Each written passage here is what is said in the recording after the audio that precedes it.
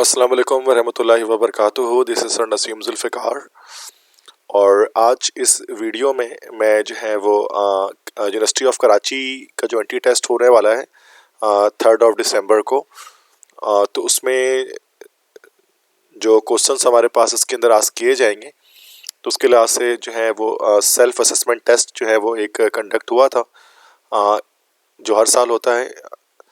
तो उस self assessment test जो इस्लामी जमीयत तलबा की तरफ से किया गया था, आईजेटी की तरफ से, तो आईजेटी का जो सेल्फ असेसमेंट टेस्ट था जो आज हुआ है, इसके आंसर की इसमें यहाँ पर बता रहा हूँ वो स्टूडेंट जिन्होंने इस टेस्ट को नहीं दिया, ताकि वो भी जो है वो इनके क्वेश्चंस देख सकें। तो यहाँ पर ये इसके मोस्ट इंपॉर्टेंट एमसीक्यूज़ हैं जो जिसकी तैयारी है, जिसको देखना आपके लिए बहुत ज़रूरी है। तो इसमें से क्वेश्चंस आ सकते हैं हमारे टेस्ट के अंदर जो 3 दिसंबर को होगा। तो यहाँ पर मैं इसमें आपको केमिस्ट्री, इंग्लिश और जीके 3 सब्जेक्ट्स के एमसीक्यूज़ यहाँ पर जो है वो मैं इसके आंसर्स आपको करेक्ट बताऊँगा। तो आई थिंक इसको स्टार्ट करना चाहिए हमें। तो सबसे पहले केमिस्ट्री पोर्शन से स्टार्ट करते हैं। तो ये फर्स्ट क्वेश्चन हमारे पास है केमिस्ट्री पोर्शन से। आज का जो टेस्ट हुआ है सेल्फ असेसमेंट, उससे कि Fe has 26 electrons, electronic configuration of Fe plus 3 ions. तो Fe प्लस 3 आइंस का इलेक्ट्रॉनिक कन्फिग्रेशन क्या होगा? Fe के पास 26 इलेक्ट्रॉन होते हैं, मीन्स के आयरन जो हमारे पास है 26 है ना इलेक्ट्रॉन, तो प्लस 3 का मतलब हो गया इलेक्ट्रॉन्स इसमें कम हो गए, 26 माइनस 3 हमारे पास हो गया ये। तो 26 माइनस 3 जब हम इसमें करेंगे, सो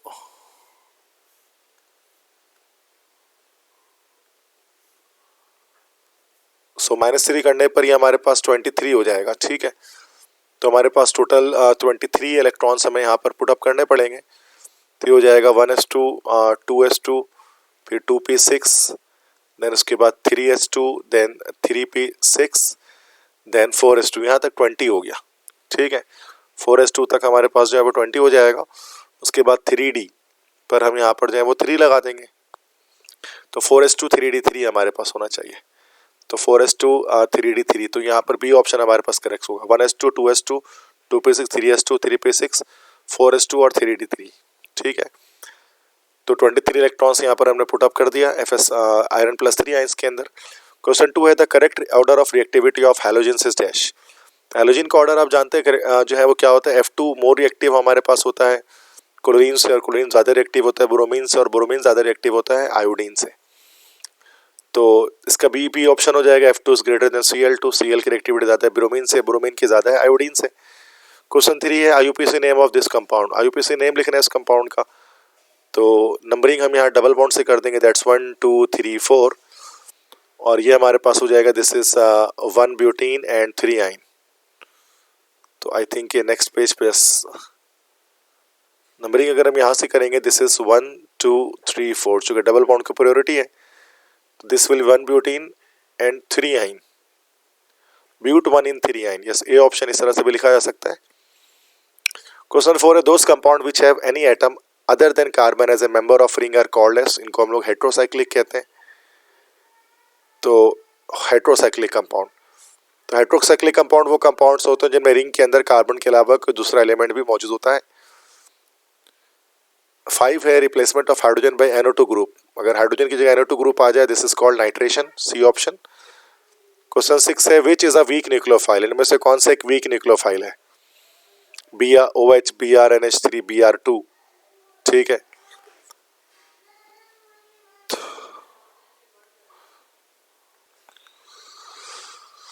तो विच इज अ वीक न्यूक्लियोफाइल। देखो OH माइनस तो स्ट्रॉन्ग न्यूक्लियोफाइल है, NH3 अमोनिया भी हमारे पास एक स्ट्रॉन्ग न्यूक्लियोफाइल है। बात रही कि Br माइनस और Br2 ब्रोमीन की, तो अब OH माइनस तो नहीं हो सकता हमारे पास, अमोनिया भी नहीं हो सकता, दोनों हमारे पास एक स्ट्रॉन्ग न्यूक्लियोफाइल होते हैं। बाकी है Br माइनस और Br2। Br2 हमारे पास वीक न्यूक्लियोफाइल होगा, चूँकि इसके पास लोन पेयर भी नहीं है जो कि डोनेट कर सके, ठीक है। तो ब्रोमीन हमारे पास एक वीक न्यूक्लियोफाइल होता है। क्वेश्चन 7 है which sodium when sodium metal reacts with alcohol. जब सोडियम मेटल हमारे अल्कोहल से रिएक्शन करते हैं तो क्या बनता है? तो हाइड्रोजन गैस हमारे पास जो है वो इवॉल्व होती है। तो ए ऑप्शन हो जाएगा, hydrogen gas was evolved. Question 7 के बाद क्वेश्चन 8 पे आते हैं। This is which of the following will have the highest melting point? Methanol, ethanol, propanol, 2 hexanone. ठीक है, तो हाईएस्ट मेल्टिंग पॉइंट किसकी होगी? जिसका जो है वो मॉलिक्यूलर मास सबसे ज़्यादा होगा। तो हाईएस्ट मॉलिक्यूलर मास हमारे पास डी ऑप्शन में 2 हेक्सागोनोन में है, जो कि 6 कार्बन होंगे। तो that's why D option correct होगा। 9 एस्टरिफिकेशन इज कैटालाइज्ड बाय। तो एसिड्स हमेशा एस्टरिफिकेशन रिएक्शन को कैटालाइज करते हैं, स्पीड अप करते हैं। क्वेश्चन 10 है, विच of the following is a thermosetting plastic? Thermosetting plastic means कि जिसको हम हीट करें और उसके बाद दोबारा से जो है ना वो मतलब वो दोबारा से जो है वो कन्वर्ट ना हो सके प्लास्टिक के अंदर, वो ज़ाया हो जाए। तो बेक लाइट होता है हमारे पास एक थर्मोसेटिंग प्लास्टिक इस तरह से, जहाँ पीवीसी है, पॉलीइथाइलीन है। पीवीसी तो हमारा नहीं हो सकता, ये हमारा थर्मोप्लास्टिक है। पॉलीथीन भी थर्मोप्लास्टिक है। नेक्स्ट ये पॉलीस्टाइरीन और एक है मेलामाइन। ठीक है, मेलामाइन तो जैसे मेलामाइन के बर्तन होते हैं। और पॉलीस्टाइरीन दैट इज थर्मोकोल, इसको हम थर्मोकोल कहते हैं। थर्मोकोल जो है हमारे पास वो थर्मोसेटिंग होता है ना, मतलब वो ख़त्म हो जाता है। थर्मोकोल के कोई भी चीज़ें हैं लाइक उसके ग्लास हो, उसके प्लेट्स हो, तो ये पॉलीस्टाइरीन हमारे पास करेक्ट आंसर होगा। 11th है, the other name of cross linked polymer is dash? Linear polymer, interconnected polymer, branch polymer, none of this.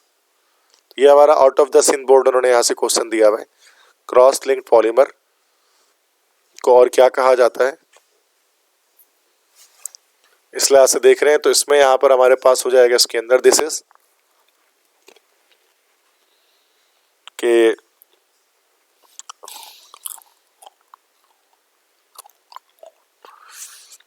Interconnected polymer, ये हमारा सी ऑप्शन करेक्ट होगा। 12th है, which one of the following is not an air pollutant gas? इसमें से कौन सी gas air pollutant नहीं है? तो कार्बन डाइऑक्साइड एयर पॉल्यूटेंट नहीं होती, बी ऑप्शन। क्वेश्चन 13 है, the amount of product obtain from the balance chemical equation is regarded as? तो इक्वेशन से जो हमारे पास आती है इसको हम लोग थ्योरेटिकल यील्ड कहते हैं, ए ऑप्शन। 14 है, the instrument that is used to measure the pressure of gas? Pressure को नापने के लिए बैरोमीटर यूज करते हैं। 15 है, L equal to 2 then the orbital will be dash? L as azimuthal quantum number है, तो L की वैल्यू 0 होती है तो S ऑर्बिटल होता है, 1 होती है तो P, यहाँ पे D हो जाएगा चूंकि L की वैल्यू 2 है। कुछ 16 है, विच of the following hydrogen halide has the highest percentage of ionic character? HF में हाईएस्ट परसेंटेज होता है आयनिक कैरेक्टर का। 17 है, 1 कैलोरी कितने जूल के बराबर होती है? This is equal to 4.184 joule. Question 18 है, process in which water molecule surround solute particles is called? इस प्रोसेस को हम लोग कहते हैं सॉल्वेशन, सॉरी नॉट सॉल्वेशन, चूंकि यहाँ पर अब बात की जा रही है वाटर मॉलिक्यूल्स की, तो that's why it is called hydration. अगर कोई भी सॉल्वेंट होगा तो सूरत में हम इसको सॉल्वेशन कहते हैं। तो ये 18 एमसीक्यूज हमारे पास हो गए। क्वेश्चन 19 है, the oxidation number of Mn in KMnO4? तो KMnO4 में +7 निकलता है ऑक्सीडेशन नंबर, डी ऑप्शन हो जाएगा। Question 20, which of the following solution have 0 pH? इसमें से किसकी जो pH है वो 0 हो गए। ठीक है, मतलब हाईली एसिडिक जिसको हम कह सकते हैं। तो 1 molar nitric acid, 1 molar sulphuric acid, 1 molar HCl, सारे हमारे पास 1 मोलर दिए जा रहे हैं और पूछा जा रहा है कि इनमें से हाईएस्ट 0 pH हमारे पास किसकी होगी? 1 मोलर HCl की होगी, 1 मोलर सल्फ्यूरिक एसिड की होगी, ये 0.1 मोलर है तो 0.1 मोलर नाइट्रिक एसिड की होगी, या 1 मोलर एसिटिक एसिड की होगी। तो देखो स्ट्रॉन्ग एसिड जितने ज़्यादा होते हैं ना उतनी ज़्यादा जो है ना लो pH होती है। तो HCl और सल्फ्यूरिक एसिड यहाँ पर 2 मौजूद हैं।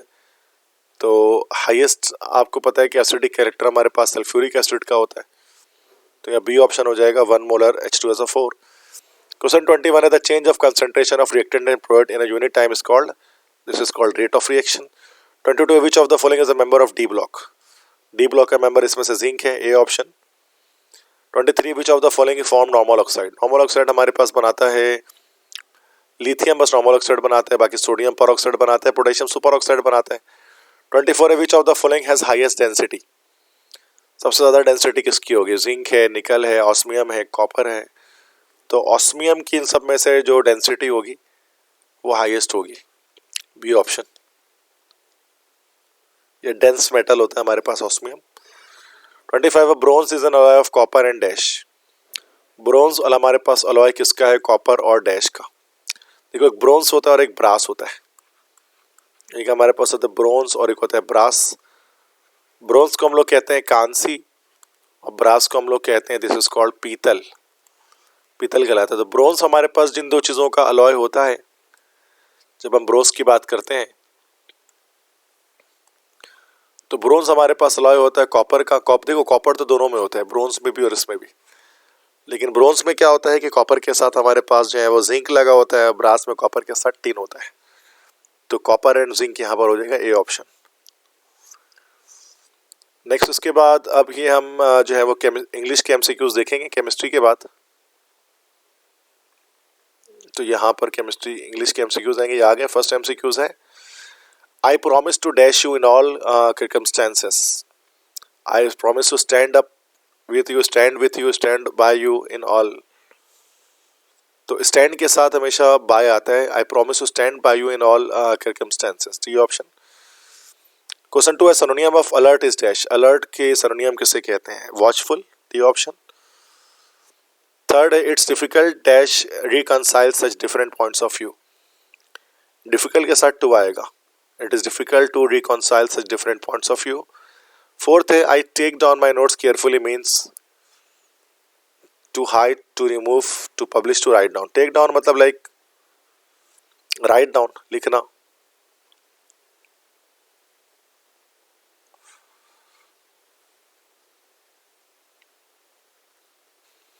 तो टेक डाउन का मतलब वैसे यहाँ पर होता है, टेक डाउन का मतलब यहाँ पर रिमूव करना, किसी चीज को मिटाना हो, तो बी ऑप्शन हो जाएगा, टू रिमूव।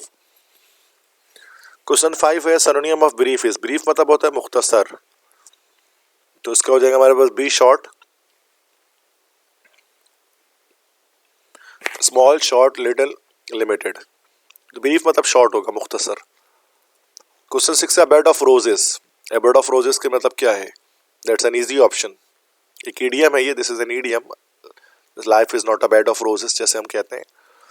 क्वेश्चन 7 है, to get on the nerves, to irritate. Get on the nerves कहते हैं कि किसी को इरिटेट करना, किसी को तंग करना, परेशान करना, दैट्स क्वेश्चन 7।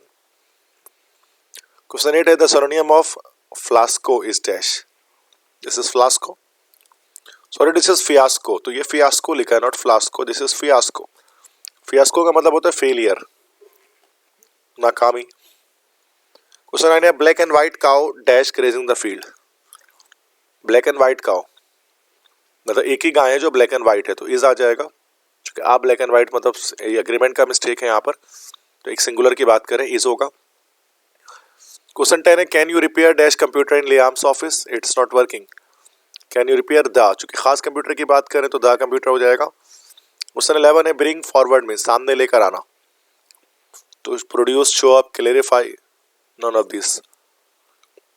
तो ब्रिंग फॉरवर्ड मतलब कि लेकर आना, सामने लाना, to show up, like B option. Question 12 है, idiomatic phrase a month of Sundays means dash. तो अ मंथ ऑफ संडेज के क्या मतलब होते हैं? एक लॉन्ग टाइम का मतलब होता है month of Sundays, B option. उसके बाद 13 है, she invited all and sundry to the party. All and sundry का क्या मतलब होता है? मतलब हर खास वाम को, ठीक है, everyone, all and Sunday. 14th है, passive voice of they broke up the table for firewood. तो the table was broken by them for firewood, the table was broken up for firewood by them, C option होगा, ठीक है। तो ये हमारा question number 14 हो गया। 20 question है ना, तो क्वेश्चन 15 पे आते हैं, सिनोनियम ऑफ एरोगेंट। एरोगेंट मतलब लाइक रूड टाइप का बिहेवियर होता है किसी का, that's arrogant. Conceited, humble, progressive, noble. तो एरोगेंट का सिनोनियम हमारे पास क्या होगा? कंसाइटेड होगा। एरोगेंट, हम्बल, प्रोग्रेसिव और नोबल तो हो नहीं सकता। Synonym of adipose is dash.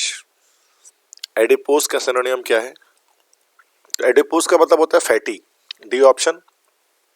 17th, the passive voice of she will build this house, तो this house will be built by her, तो ये ऑप्शन हो जाएगा इसका पैसिव। 18th है, my room is infested dash insects। infested with insects होगा, मतलब भरा होना। 19th है, this chair is made dash wood। made with wood, made of, made from, made of होगा, कि मतलब कि जो है वो बनी हुई है, made up of something, like would की बनी हुई है। नेक्स्ट है, इस करेक्ट स्पेलिंग चुनना है प्रोनाउंसिएशन, प्रोनाउंसिएशन ही लिखते हैं, दैट इज प्रोनाउंसिएशन, लेकिन पढ़ते हैं प्रोनाउंसिएशन, ठीक है। तो ये हमारे पास हो गए सारे क्वेश्चंस। अब आते हैं जीके के क्वेश्चंस की तरफ, जनरल नॉलेज, इसके 20 क्वेश्चंस देखते हैं। फर्स्ट क्वेश्चन है the trade between north central and south America is carried through. North central और साउथ अमेरिका का ट्रेड किससे कैरी होता है? Gulf of Mexico and Caribbean sea, Caribbean sea and Pacific ocean, gulf of Mexico and north Atlantic route, Caribbean and Panama. Caribbean sea है और Panama canal है, इनसे असल में जो है ना वो मेन ट्रेडिंग होती है नॉर्थ सेंट्रल और साउथ अमेरिका में। कैरिबियन सी है और पनामा, ये दो चीज़ों में, पनामा कैनल जो कहलाता है। टू है which is the largest continent by number of countries. Number of countries के लिहाज से लार्जेस्ट कॉन्टिनेंट हमारे पास कौन सा है? तो largest continent number of countries के लिहाज से हमारे पास देखा जाए तो वैसे अक्सर बच्चे एशिया इसमें लगा लेते हैं, बट इसका करेक्ट आंसर हमारे पास है, दिस इज अफ्रीका। तो अफ्रीका लार्जेस्ट कॉन्टिनेंट है एज पर कंट्री के 54 कंट्रीज के अंदर मौजूद होते हैं। एशिया रकबे के लिहाज सबसे बड़ा है, पॉपुलेशन वाइज बड़ा है, लेकिन नंबर ऑफ कंट्रीज के लिहाज से अफ्रीका होगा, C option. Third the sea that cuts Istanbul from the rest of Turkey. तो वो समंदर जो इस्तांबुल को रेस्ट ऑफ टर्की से जुदा करता है, that is called sea of Marmara, B option. Fourth है how many countries are situated in Persian gulf. Persian gulf में कितने कंट्रीज मौजूद हैं? पर्शियन गल्फ में हमारे पास जो है वो देर आर 7 कंट्रीज, 7 कंट्रीज मौजूद होते हैं पर्शियन गल्फ में, लाइक तो one is Iran, the second one is Oman, the next one is UAE, then kingdom of Saudi Arabia, then Qatar, और उसके बाद फिर बहरीन, और बहरीन के अलावा Iraq. These are the 7 countries 1 2 3 4 5 6 7 which are included in the Persian Gulf. Gulf nations जिसको हम कहते हैं, गल्फ कंट्रीज कहते हैं। क्वेश्चन 5 है the countries known as Scandinavian countries. Scandinavian country हमारे पास 3 होती हैं, ठीक है, दैट इज स्वीडन, नॉर्वे और डेनमार्क। इन 3 कंट्रीज को स्कैंडिनेवियन कंट्रीज कहते हैं। क्वेश्चन 6 है the tropics of cancer and Capricorn as well as the equator passes through dash. तीनों ट्रॉपिक्स हमारे पास कहाँ से पास होते हैं? अंटार्कटिका से तो नहीं हो सकते, ऑस्ट्रेलिया से भी नहीं होगा, ठीक है, अच्छा अफ्रीका होगा या फिर एशिया होगा।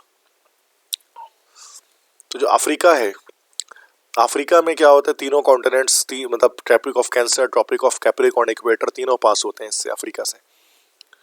क्वेश्चन 7 है the state of Gibraltar is located between Spain and dash. Spain और अल्जीरिया, सॉरी अल्जीरिया है, ट्यूनिस है, मोरक्को है, लिबिया है।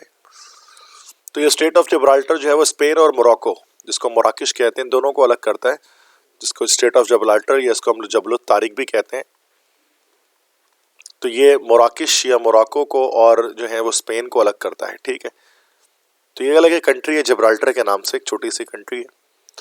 Question 8 the smallest Arab country in the world is. Arab सबसे छोटी अरब कंट्री कौन सी है दुनिया में? Bahrain, Iran, Kuwait, Saudi Arabia. तो आई थिंक ये this will be Kuwait, C option. Question 9 है the highest peak in north America. North America की हाईएस्ट पीक कौन सी है? दैट्स माउंट मैकिनले, ये सबसे बड़ी पीक है, हाईएस्ट पीक है। किलिमंजारो, माउंट किलिमंजारो जो है वो दिस इज अफ्रीका, अफ्रीका की सबसे लंबी पीक है।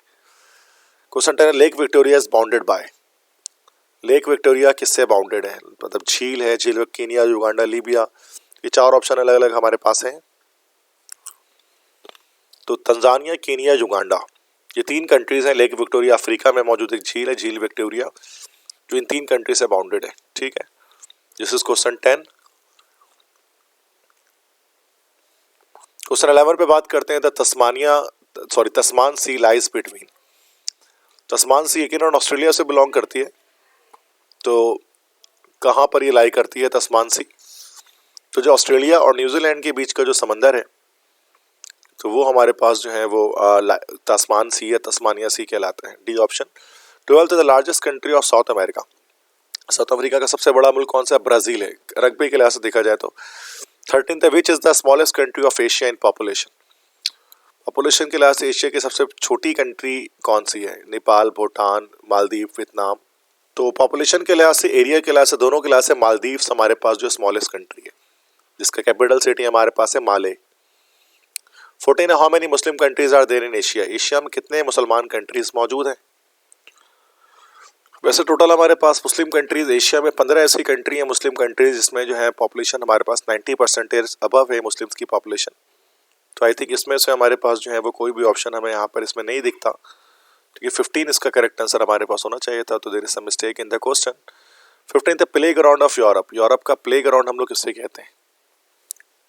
तो यूरोप का प्ले ग्राउंड कहा जाता है स्विट्जरलैंड को। ए ऑप्शन। 16 है which continent was known as the dark continent. Africa को कहा जाता था dark continent. 17 the yellow river कहाँ वाक़ है? Egypt, Thailand, China, Canada. तो चाइना में ही येलो रिवर कहा जाए या फिर येलो सी कहा जाए, ये दोनों हमारे पास चाइना में मौजूद है। सी ऑप्शन। क्वेश्चन 18 है the largest country in Europe in terms of area excluding Russia is dash. Europe की सबसे बड़ी कंट्री अगर हम बात करें एरिया के लिहाज से तो क्या है? तो सेकंड एशिया, अगर रशिया को हटा दिया जाए तो सेकंड नंबर पे भी फ्रांस हमारे पास जो है वो लार्जेस्ट कंट्री आती है। देन क्वेश्चन है क्वेश्चन 19 है the busiest sea trade route of the world is Arabian sea, Caspian sea, Panama canal, Suez canal. Suez canal हमारे पास सबसे जो बिजिएस्ट है ट्रेड रूट है दुनिया का। C option. जो कि इजिप्ट के अंदर हमारे पास मौजूद है, सबसे ज़्यादा मसरूफ़ तरीन है ये। 20 है the highest number of landlocked countries is in dash. Asia, Africa, South America, Europe. सबसे ज़्यादा लैंडलॉक कंट्रीज कहाँ पर मौजूद है? एशिया में, अफ्रीका में, साउथ अमेरिका में या फिर यूरोप। तो इसका करेक्ट आंसर हमारे पास हो जाएगा अफ्रीका, बी ऑप्शन। अफ्रीका में टोटल हमारे पास 16 लैंडलॉक कंट्रीज हमारे पास मौजूद हैं। यूरोप में हमारे पास जो है वो 14 लैंडलॉक कंट्रीज़ हैं। एशिया के अंदर हमारे पास जो है वो 12 लैंडलॉक कंट्रीज़ हैं और साउथ अमेरिका में हमारे पास जो है वो 2 लैंडलॉक कंट्रीज़ हैं। ठीक है, तो अफ्रीका यहाँ पर लैंडलॉक कंट्री किसे कहते हैं? अगर कोई ऐसा कंट्री हो, अगर कोई ऐसा कंट्री है जो चारों तरफ और फर्दर कंट्री से घिरा हुआ है जिसमें कोई समंदर नहीं है। लैंडलॉक कंट्री मतलब जिसमें कोई समंदर ना हो तो उसको लैंडलॉक कंट्री कहा जाता है। तो अफ्रीका में टोटल 16 कंट्रीज़ हैं जो ये लैंडलॉक्ड हैं। ठीक है, तो ये हमारे पास जो है वो क्वेश्चंस हैं जीके के। आई होप सो कि लेक्चर आपको पसंद आया होगा। अगर आपको और ज़्यादा केयू के लिहाज से केयू के आपको पास्ट पेपर्स रिक्वायर्ड हैं, अगर आपको पास्ट पेपर्स चाहिए या फिर आपको केयू के प्रैक्टिस एमसीक्यूज़ और रिक्वायर्ड हैं, तो ये मेरा नंबर है 0300 215 2272। इस नंबर पर आप मुझसे व्हाट्सएप कर सकते हैं। ठीक है, और मैं आपको यहाँ पर जो है इस पेपर क्या होगा व्हाट्सएप पर मैं आपको इसके PDFs आपको प्रोवाइड कर दूंगा केयू के पास पेपर्स के। ठीक है, तो 0300 215 2272 ये नंबर है। तो बेस्ट ऑफ लक तमाम स्टूडेंट्स को अपने केयू के टेस्ट के लिए 3 दिसंबर को होने वाला है। अपना ख्याल रखिएगा, दुआओं में याद रखिएगा। अल्लाह हाफिज़।